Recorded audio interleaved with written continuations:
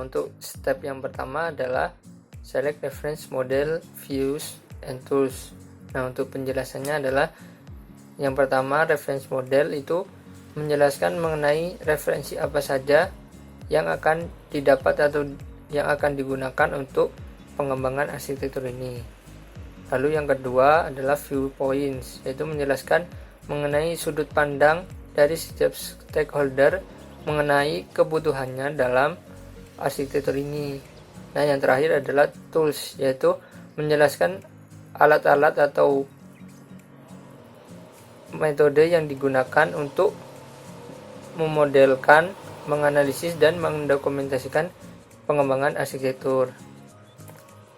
Nah, step 1 ini terdiri dari beberapa step bagian.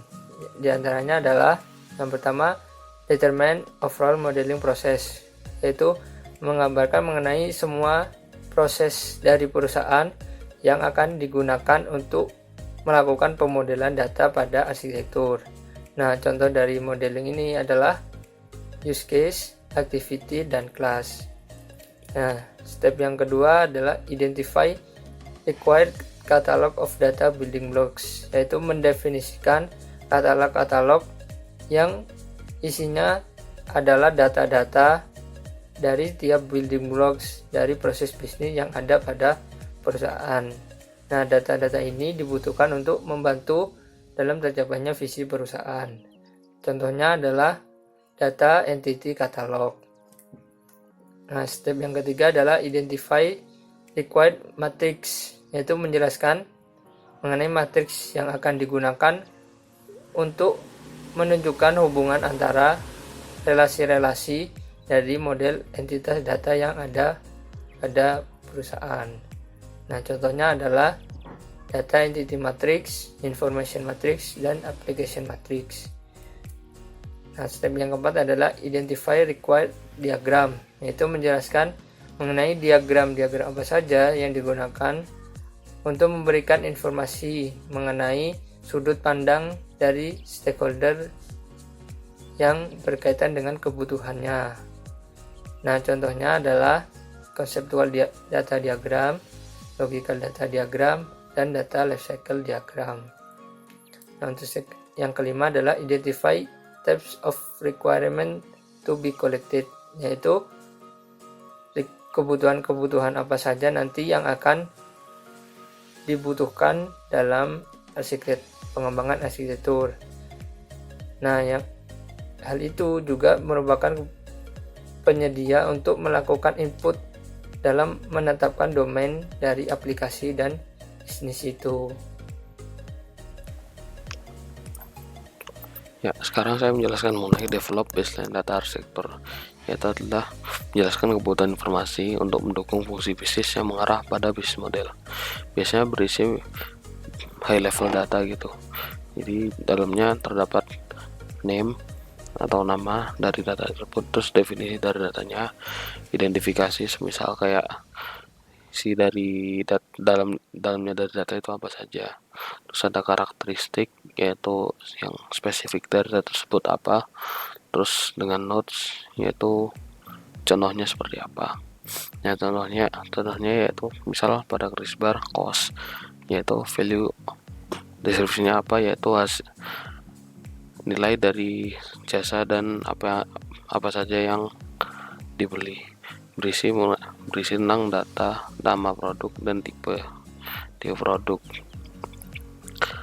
Karakteristiknya bisa mungkin kayak jumlahnya, terus per tahunnya berapa, terus pokoknya nilainya berapa, terus notesnya itu adalah misal gaji, keuntungan, dan produknya apa aja.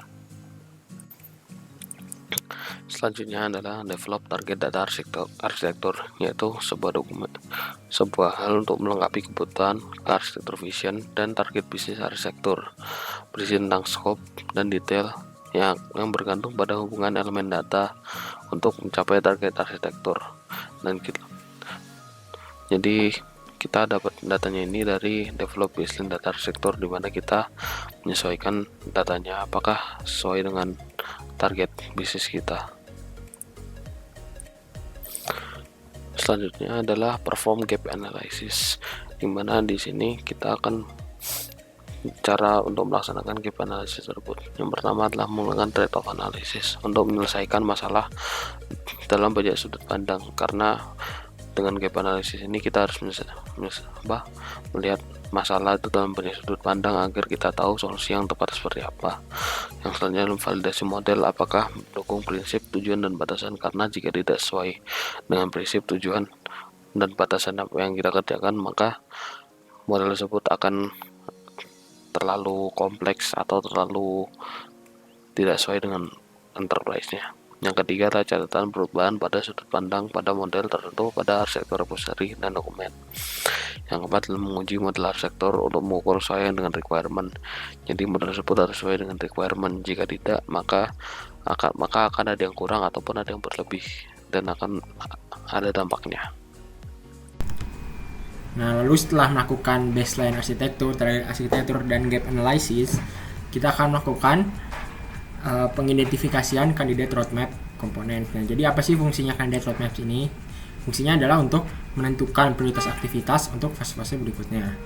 Nah, setelah menentukan kandidat roadmap ini, kita harus mengetahui impact-impacts-nya dengan step resolve impacts ini. Jadi, setelah data arsitektur beres, diperlukan pengetahuan lebih untuk impacts dan implikasi lebih lanjut. Nah, impacts ini harus menjawab pertanyaan. Yang pertama, apakah data arsitektur ini memberikan dampak pada arsitektur sebelumnya? Apakah perubahan terakhir pada arsitektur memberikan dampak? Apakah data arsitektur ini dapat digunakan pada divisi lain? Apakah data arsitektur ini mempengaruhi proyek lain? Dan apakah ada proyek lain yang memberikan dampak pada data arsitektur ini?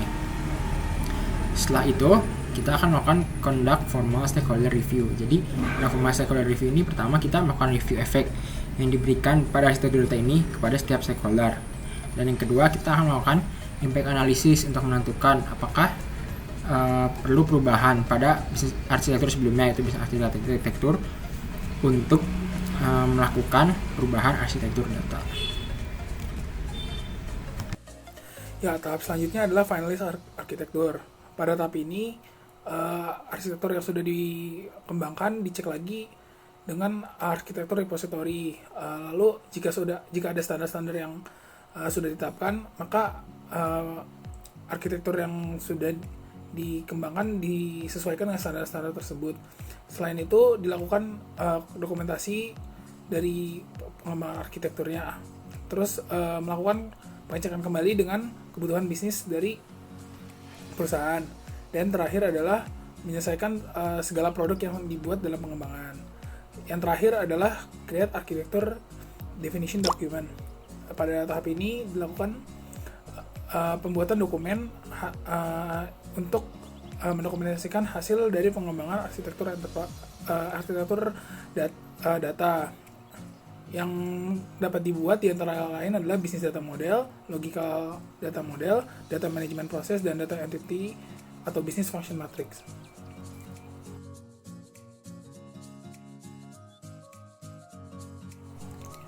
Ya, yang pertama ada scope. Scope itu adalah pernyataan tentang lingkup dari proyek arsitektur enterprise.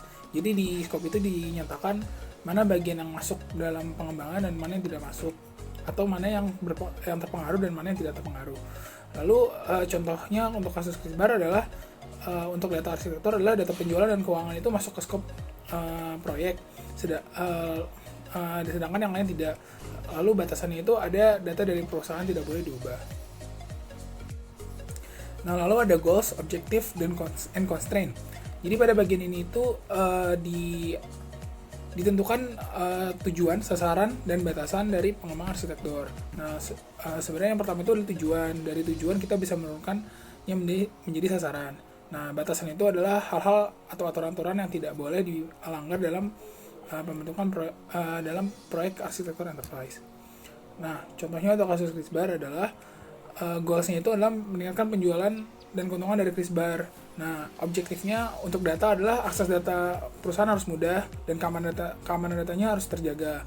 Batasan-batasan yang tidak boleh dilanggar adalah data tidak boleh diubah. Jadi selama pengembangan itu tidak ada pengubahan data dari CRISPR. Lalu data ini pun harus dimiliki oleh pemilik CRISPR. Jadi arsitektur itu tidak boleh memiliki data yang tidak dimiliki oleh pemilik CRISPR. Nah, berikutnya pada tahap compliance ini kurang lebih sama dengan fase sebelumnya, yaitu fase B. Jadi compliance ini dilakukan untuk pemeriksaan kesesuaian proyek terhadap kriteria arsitektur dan tujuan data. Jadi tujuan yang ingin dicapainya adalah menangkap salah sedini mungkin dan identifikasi modifikasi standar. Sementara isi dari compliance ini terdapat data principles dan polisi serta standarnya. Nah, jadi contohnya case berikut ini dapat terjadi pada perusahaan manapun. Contohnya data principle-nya adalah data dilindungi oleh security.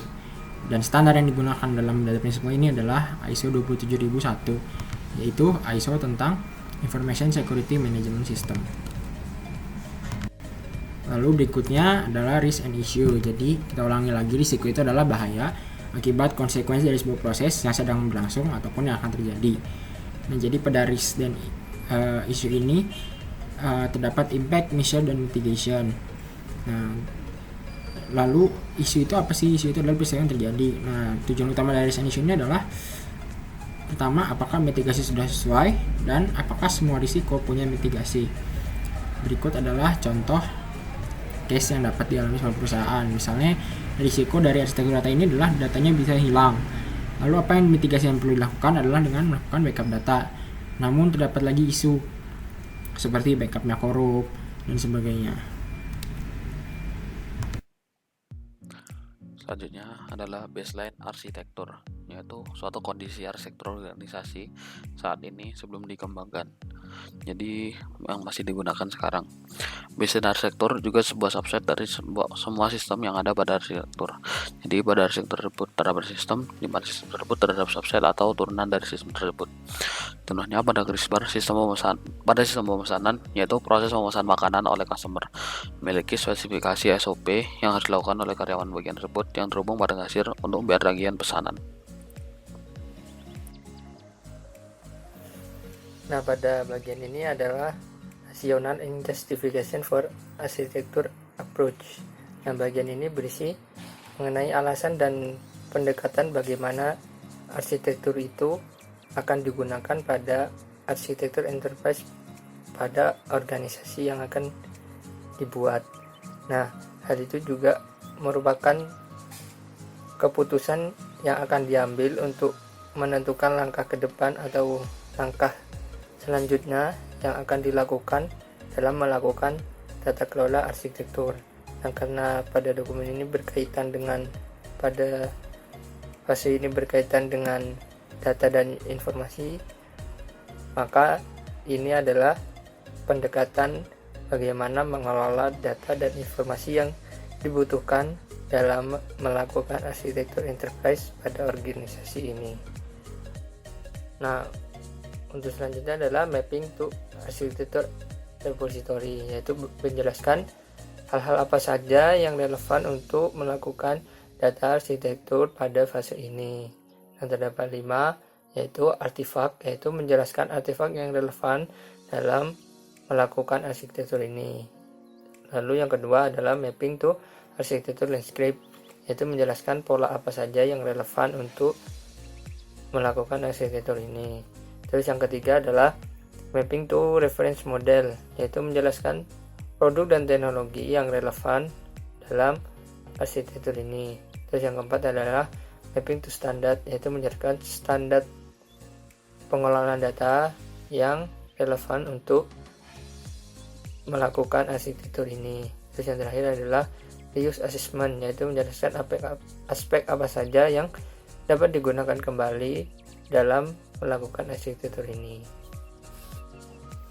Nah, yang selanjutnya adalah target arsitektur.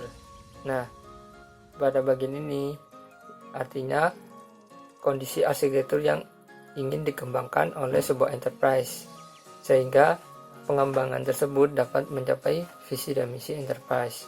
Nah, karena pada fase ini hanya berfokus pada data, maka targetnya adalah data arsitektur model, yaitu model arsitektur data atau informasi yang akan digunakan dalam pengembangan arsitektur dari sebuah enterprise ini. Nah, misalkan untuk CRISPR sendiri, misalkan untuk arsitektur datanya adalah bagaimana pengelolaan data dan informasi yang didapatkan oleh CRISPR dapat dikelola dan dapat diakses oleh semua pihak yang membutuhkan seperti pihak pimpinan eksekutif dan lain-lainnya. Selanjutnya adalah gap analysis, yaitu untuk validasi arsitektur yang dikembangkan, yaitu perbandingan antara proyeksi yang telah kita buat yang akan kita buat di impact assessment, yaitu sebuah proyeksi sistem to be yang akan kita buat pada arsitektur yang akan dibandingkan dengan sistem yang saat ini ada di arsitektur yang saat ini. Sumbernya bisa pertama adalah business domain gaps, yang kedua adalah data domain gaps, yang ketiga adalah application, yang keempat adalah teknologi. Contohnya adalah pada impact assessment terdapat proyeksi sistem, yaitu pemesanan yang lebih terstruktur. Dengan adanya sistem tersebut, maka dua sistem lain, yaitu sistem kasir dan antrian, akan lebih terstruktur dan lebih terorganisir bersama dengan sistem pemesanan. Berbeda dengan yang sekarang, sistem tersebut masih silo atau satu-satu berdirinya. Mereka tidak ada hubungan satu sama lain, belum ada hubungan satu sama lain.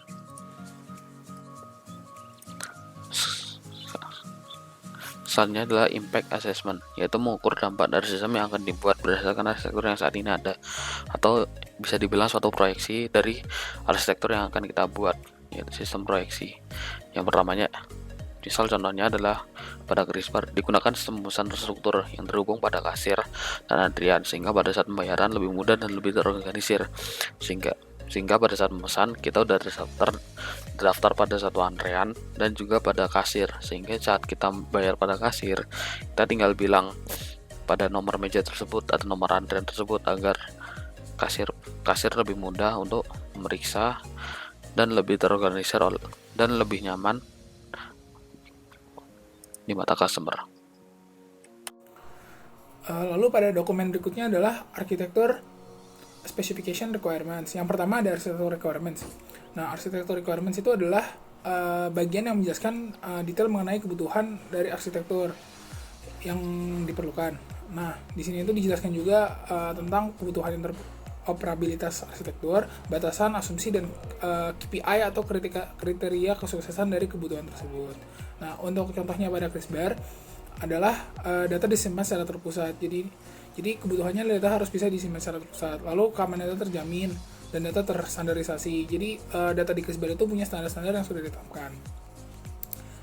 Nah, yang terakhir adalah implementation. Jadi pada bagian ini tuh dijelaskan tentang implementasi dari arsitektur data yang dikembangkan. Nah, ini tuh jadi panduan buat nantinya mengimplementasikan arsitektur data, karena pada dasarnya sekarang itu udah di enterprise itu ada arsitektur yang sudah ditetapkan. Nah, gimana caranya implementasi arsitektur baru dari arsitektur lama itu dijelaskan di sini.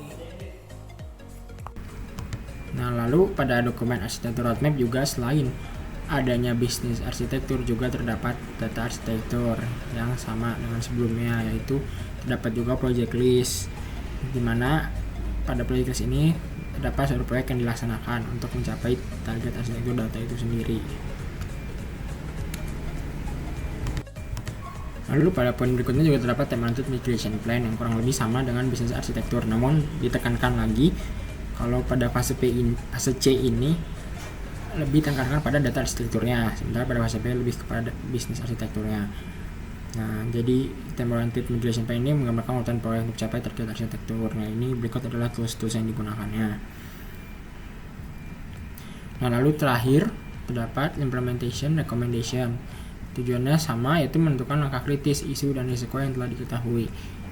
Isinya terdapat ukuran kriteria dari proyek, risk and issue, dan solution building blocks seperti berikut. Ini adalah contoh dari solution building blocks.